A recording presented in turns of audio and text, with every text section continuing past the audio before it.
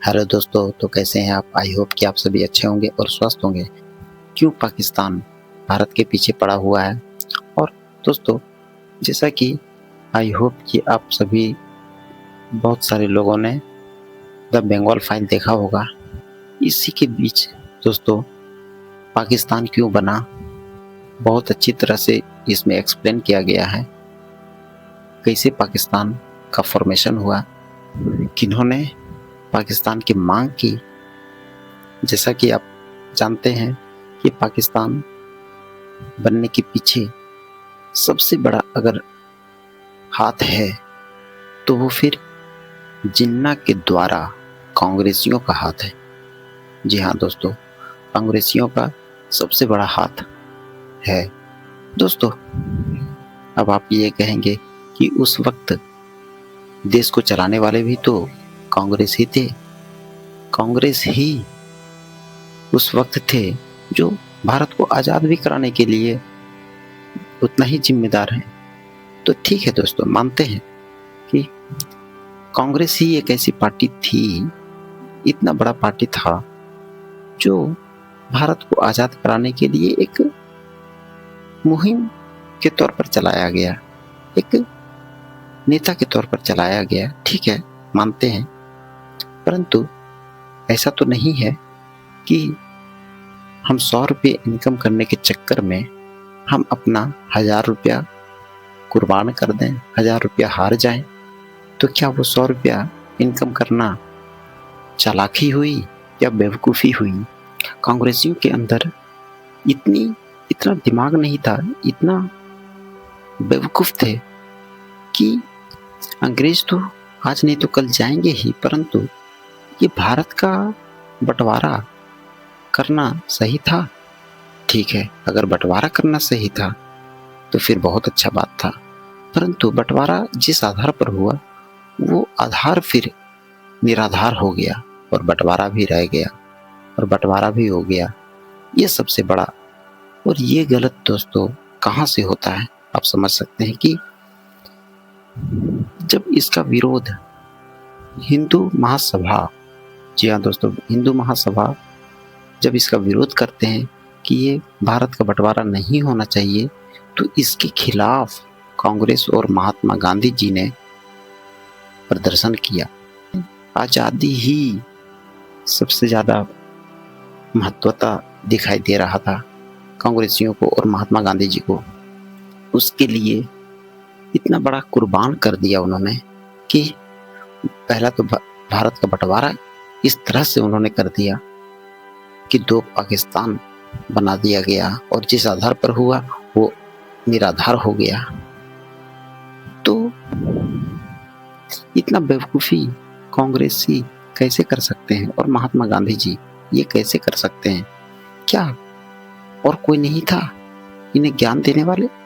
हिंदू महासभा इतने बड़ा संगठन था जो इसका विरोध पुरजोर तरीके से कर रहा था। मूवी के जरिए अब बहुत अच्छे से आप समझ सकते हैं। जिन्होंने ये मूवी को नहीं देखा है, आप उन्हें देखकर इन बातों को समझ सकते हैं कि उन्होंने कितनी बड़ी गलती कर दी। और दोस्तों, वही कांग्रेसी फिर 50-60 सालों तक राज किया, लोगों को बेवकूफ़ बनाया, भ्रम में रखा।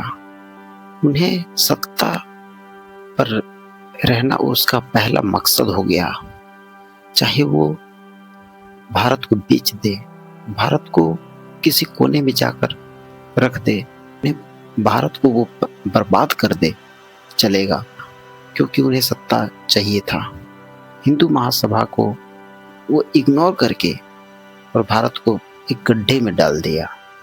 कांग्रेसियों का ही जमाना रह गया। महात्मा गांधी जी को नाथूराम गोडसे को मारना पड़ा, वरना न जाने और कितने गलतियां हो जाता।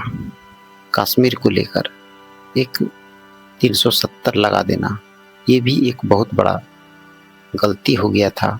बहुत बड़ा कांग्रेस के द्वारा गलतियां होती ही जा रहा था। अंत में उन्होंने भारत को इस मोड़ पर लाकर खड़ा कर दिया कि उसे सुधारना खतरे से बाहर नहीं था और उसे आगे फिर बढ़ाना काफ़ी मुश्किल का काम हो गया है, जो अभी बीजेपी वाले जी कर रहे हैं। हिंदू महासभा के लोग करने की कोशिश कर रहे हैं, सुधारने की कोशिश कर रहे हैं जो गलतियां हो चुकी हैं, परंतु जो देश का बंटवारा हो चुका है उसे सुधारना नामुमकिन है। उसे तो वापस नहीं लाया जा सकता पाकिस्तान को, परंतु हमारे देश के अंदर जो जो गलतियां उन्होंने किया, कांग्रेसियों ने उन्हें सुधारने की कोशिश कर रहे हैं। जैसे 370 धारा हटा और पूर्ण रूप से कश्मीर भारत का राज्य के तौर पर हो चुका है। आप समझ सकते हैं कितने बड़े बड़े गलतियां, या फिर गलतियां तो नहीं कह सकते हैं, इस तरह की गलतियां जब बार बार हो तो उसे गलतियां नहीं, उसे साजिश कहते हैं। और वो साजिश रचते गए। जब एक गलती इंसान से हो जाता है तो उसे सरेंडर हो जाना चाहिए या फिर किसी से सलाह मशवरा करना चाहिए, हिंदू महासभा से या एक जानकार लोगों से राय लेने की जरूरत होती है। परंतु वो हिंदू महासभा के ही विरोध में खड़े हो गए और उनके खिलाफ प्रदर्शन करना शुरू कर दिया कांग्रेसियों ने। तो हम क्यों ना कहें कि कांग्रेसी भारत को पीछे धकेलने का काम किया। ये गलती हो जाती है तो ये समझ में आता है कि उन्होंने गलती कर दिया, गलती उनसे हो गई, परंतु गलतियों पर गलतियां, इसका मतलब है दोस्तों कि वो साजिश रच रहे हैं। अब तो क्या हमें कांग्रेसियों का साथ देना चाहिए? अब क्या हमें नहीं जगना चाहिए? अब भारत को बर्बाद होने से कैसे बचाया जा सके, क्या हमें कांग्रेस का विरोध नहीं करना चाहिए? क्या हमें उसका समर्थन करना चाहिए? ये अपने आप से एक बार जरूर पूछिएगा दोस्तों। अहिंसा परमो धर्म, ये गलत व्याख्या कर रहे हैं दोस्तों। ये मूवी में महात्मा गांधी जी बताते हैं कि हमारा धर्म अहिंसा है, हम अहिंसा के द्वारा कोई भी ऐसा काम ना करें जो लोगों का कत्ल हो सके। यानी कि हमें कोई कत्ल करे तो करे, हमें कोई मारे तो मारे, हम किसी को ना मारें। ये हमारा धर्म है। क्या यही हमारा धर्म है? क्या यही सनातन धर्म है? क्या हिंदुओं का यही धर्म होता है? ये गलत व्याख्या किया गया है, हिंदुओं को गलत जानकारियां परोसा जा रहा है महात्मा गांधी जी के द्वारा। हिंदू धर्म ये नहीं कहता है दोस्तों, हिंदू धर्म कहता है कि जितनी अहिंसा की बात आप करते हैं उतना ही आपको अपने धर्म के अनुसार आपको गलत का विरोध भी करना है।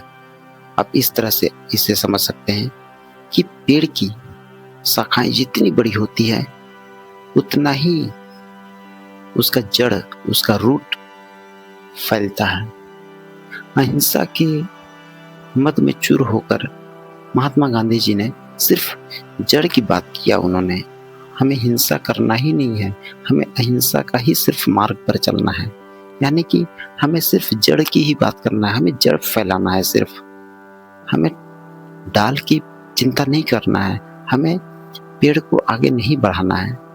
अहिंसा आप जड़ की तरह समझ सकते हैं और धर्म की रक्षा करना डाल की तरफ समझ सकते हैं। आप एक पेड़ में जो डाल होते हैं उसे आप धर्म की तरफ समझ सकते हैं कि धर्म की रक्षा करना उतना ही जरूरी है जितना कि पेड़ की डाल को बढ़ाना जरूरी है। आप समझ पा रहे होंगे कांग्रेस ने कितना बड़ा गलती कर चुका है, कितना बड़ा पाप कर चुका है, कितनी बड़ी साजिशें रच चुका है भारत के खिलाफ। भारत को बर्बाद करने के लिए उन्होंने कितने बड़े बड़े साजिशें रच चुका है। तो क्या हमें साथ देना चाहिए? आप जरूर अपने आप से एक बार पूछिएगा दोस्तों। अब आप इसमें क्या कर सकते हैं? अब अभी के समय में हम ऐसा क्या कर सकते हैं जो ये गलती दोहराया ना जाए और इसे सुधारने की दिशा में काम किया जाए। हम ऐसा कर सकते हैं कि जो गलती हो चुका है, जिसके द्वारा गलती हो चुका है, उसे पुरजोर तरीके से उसका विरोध करना है, यानी कि कांग्रेसियों का विरोध करना है। क्योंकि कांग्रेसी सत्ता में रहेंगे तो फिर ऐसी ऐसी साजिशें रचता रहेगा जैसा कि आप जानते हैं, वक्फ कानून को लेकर, वक्फ बोर्ड को लेकर उन्होंने ऐसे-ऐसे बदलाव किए हैं, जैसे कि वक्फ बोर्ड को ऐसा अधिकार दे दिया गया था कि आप जिस ज़मीन पर, जिस प्रॉपर्टी पर वक्फ बोर्ड हाथ रख देता, दावा कर देता, उसे चैलेंज करने का अधिकार लोअर कोर्ट में या किसी कोर्ट में नहीं होता। साधारण रूप से वो किसी भी प्रॉपर्टी को वो दावा कर सकता था। तो ऐसे-ऐसे अधिकार दे दिया गया था, और ये अधिकार देना इस बात को ये प्रूफ करता है कि वो भारत को बर्बाद करने की दिशा में वो ले जा रहे हैं, और उनका यही रवैया शुरू से था, आज़ादी के टाइम से ही था, और आगे भी इसका चलता रहेगा, क्योंकि इसका कोई सटीक लक्ष्य है ही नहीं। गांधी परिवार जो हैं, राहुल गांधी के माँ, वो तो इटली की रहने वाली हैं, तो भारत के प्रति किस तरह की सोच रखेंगे आप समझ पा रहे होंगे। दोस्तों, आप समझ रहे होंगे कि हम लोग इस विषय में क्यों बात कर रहे हैं। क्यों ना करें, क्यों ना करें, ये हमारे देश की तो बात है। और यही सोच, यही थिंकिंग महात्मा गांधी जी ने रखा था। यही सोच उन्होंने माता बहनों को दिया था कि सारे हथियार आप डाल दो, आप सारे हथियार रख दो, आपका ये काम नहीं है। हिंदुओं का हिंसा करना ये धर्म नहीं है, आप रख दो। आपको कोई अगर छेड़े तो आपको सांस बंद कर, जीव दबाकर आपको आत्महत्या कर लेनी चाहिए, क्योंकि हमारा धर्म हिंसा करना नहीं है। ये धर्म भी गलत बताया जा रहा है, और हमें अपने कर्मों से, अपने काम से भटकाया जा रहा है। तो आज हम क्यों ना बात करें इस फील्ड में, जो हिंदुओं को ठगने का काम किया है, हिंदुओं को बर्बाद करने की कोशिश की गई है। हिंदुओं के खिलाफ, हिंदू महासभा के खिलाफ कांग्रेस और महात्मा गांधी ने काफ़ी कोशिश किया, और उसके खिलाफ प्रदर्शन भी कर दिया था उन्होंने। तो दोस्तों, कितना अत्याचार हिंदुओं को प्रति उन्होंने किया। दोस्तों, 4 दिनों में 40,000 से ज़्यादा हिंदुओं का कत्लेआम किया गया। तो क्या कांग्रेस ये सही किया? आप अपने आप से ज़रूर ये सवाल पूछिए। और मैं कहूँगा कि एक बार द बंगाल फाइल ज़रूर देखें।